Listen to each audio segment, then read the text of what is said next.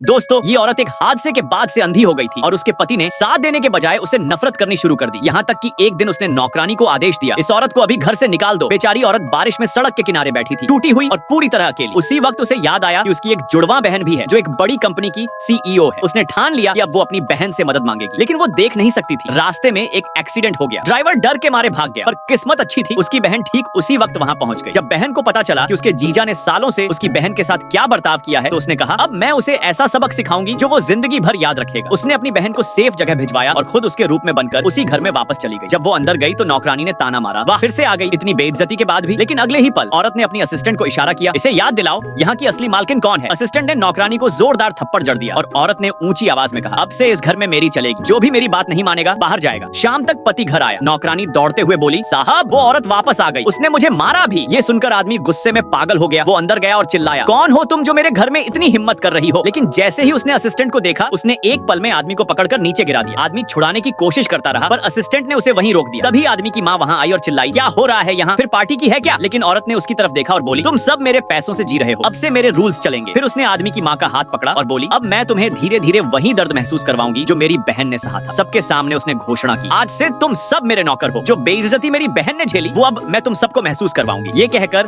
वो पूरे कॉन्फिडेंस के साथ वहाँ से चली गई। लेकिन अब उस घर के मर्द को शक होने लगा, कहीं ये औरत वही तो नहीं। और तभी उसने सोचा, अब तो इसका सारा पैसा सब्सक्राइब और नेक्स्ट पार्ट।